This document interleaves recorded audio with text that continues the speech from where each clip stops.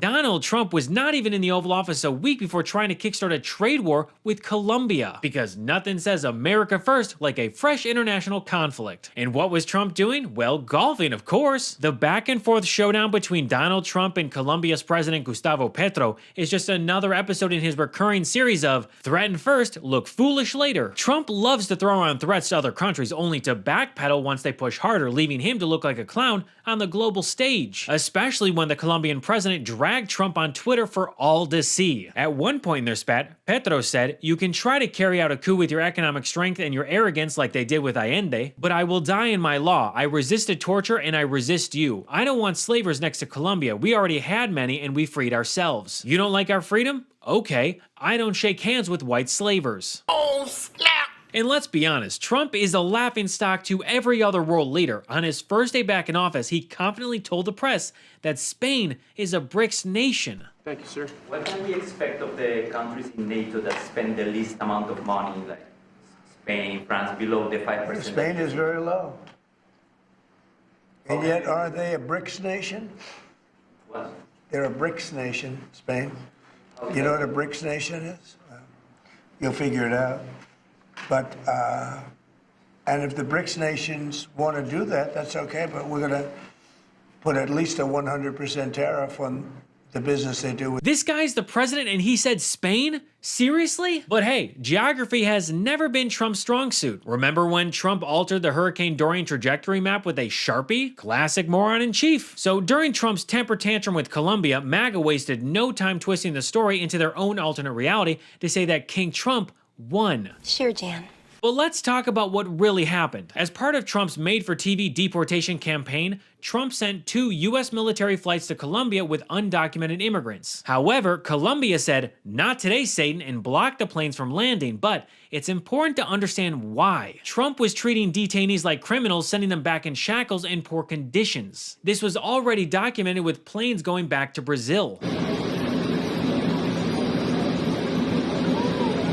Colombia's president Gustavo Petro said on Twitter, "A migrant is not a criminal and must be treated with the dignity that a human being deserves. That's why I turned back the US military planes that were carrying Colombian migrants. I cannot allow migrants to remain in a country that does not want them. But if that country sends them back, it must be with dignity and respect for them and for our country. We will receive our fellow citizens on civilian planes without treating them like criminals. Colombia is respected." So in between shanking golf balls into the rough, Trump took a break to fire off a post on Truth Social that somehow made its way into an official press release. And here's the kicker. The Trump White House misspelled Colombia with a U, and MAGA, true to form, didn't seem to notice or care about the difference. But just a quick geography lesson for MAGA. Colombia with an O is the country. Colombia with a U is the clothing company or the university. You know, the kind of place of learning that Republicans are actively trying to shut down and defund. Anyway, Trump freaked out and wanted to put a 25% tariff on all goods coming into the US, and then in 1 week that 25% tariff would be raised to 50%. Trump also declared that he would impose a travel ban and immediately revoke visas for Colombian government officials along with their allies and supporters. He even extended the visa sanctions to include all party members, their families, and anyone remotely associated with the Colombian government. And then Colombia responded by hitting Trump back where it hurts, a potential trade war with 50% tariffs on the US. And, surprise, surprise, it was Trump who ended up folding, agreeing to send detainees back in a dignified manner,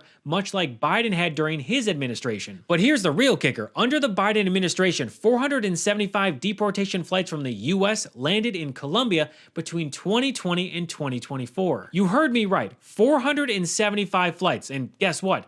Biden didn't need to throw a temper tantrum or even threaten tariffs to make it happen. But leave it to Trump and MAGA to try to rewrite the events and declare victory. Charlie Kirk went on to Twitter to post, "Breaking, the president of Colombia folds within hours to all of Trump's demands. He talked a big game for a few hours and then bent the knee. Let this be a warning to any country across the world. You don't call the shots." Again, that's not what happened. Trump's big tough guy routine ended up failing on a global stage, especially when his team realized that Colombia is the largest exporter of cut flowers, and Valentine's Day is around the corner. And then places like Fox News tried to make the absurd claim that America could supply our own demand. Coffee from Colombia. We actually make our own coffee here too, in Kona, in Hawaii, right? There's multiple things coming out of our neighbors' countries that aren't sort of reducible to one thing, but I think that's part of what the media has been articulating this entire time, arguing that the GOP reduces humans to an identity, but really it's them shoving these countries into boxes. President Trump sees them as partners. Yeah, what's interesting is Trump's trying to bring about a world where he'll drop the rate for companies that actually come here and make some of that stuff to 15% tax rate.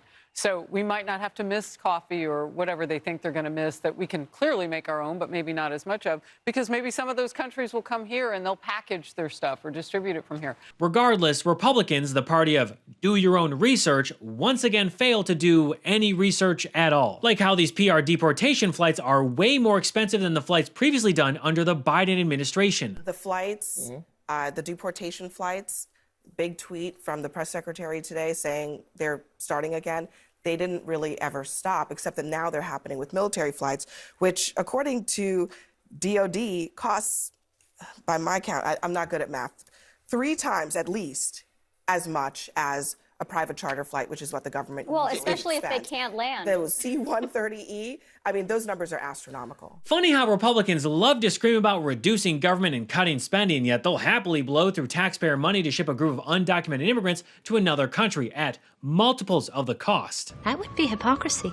Donald Trump is hell-bent on destroying everything that we've worked so hard to build and repair since his last time in office. But in moments like these, it's more important than ever to stand together, fight back, and lift each other up. Which reminds me, I want to quickly thank today's sponsor, Uplift Desk.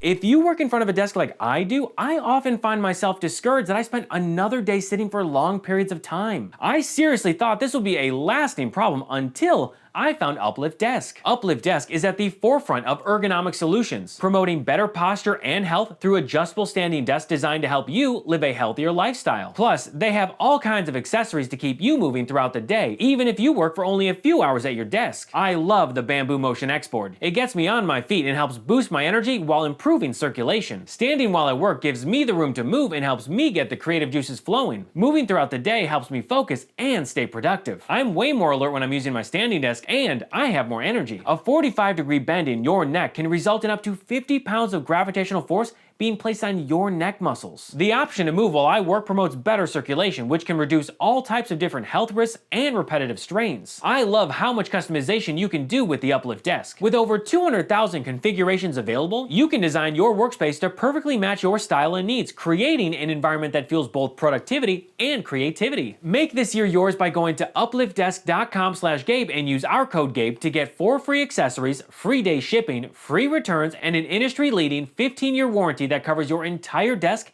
and an extra discount off your entire order. That's upliftdesk.com/Gabe for a special offer, and it's only available at our link. Start 2025 right. Stand, move, thrive with Uplift Desk.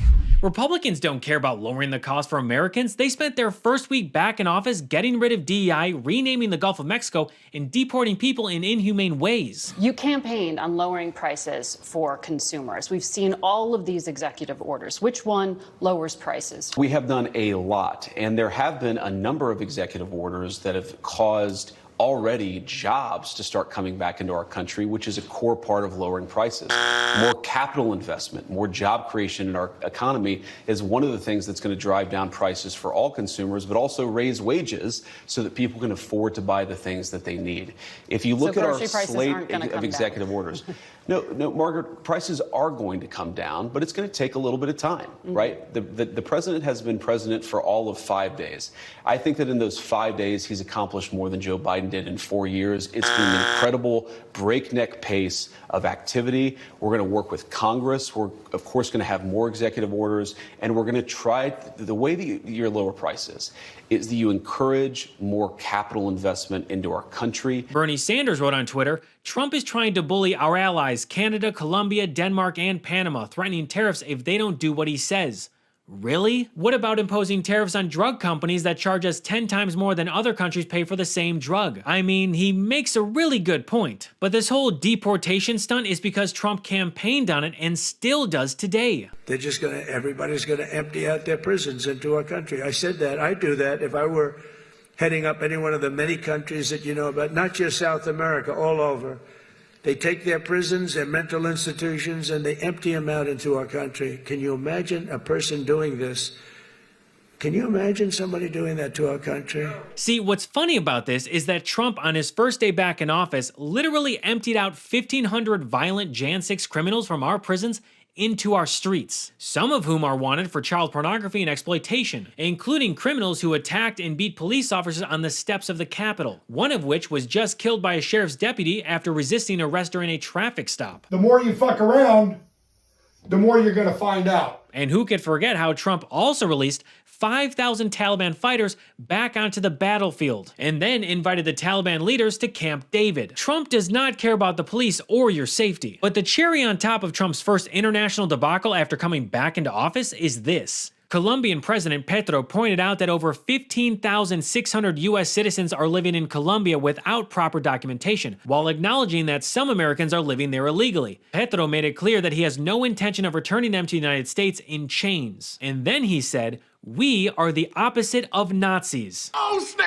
Which is a good point considering that people like Elon Musk are confidently throwing up salutes. But how Colombia's president handled this situation is exactly how you flip the script on Trump's immigration theatrics.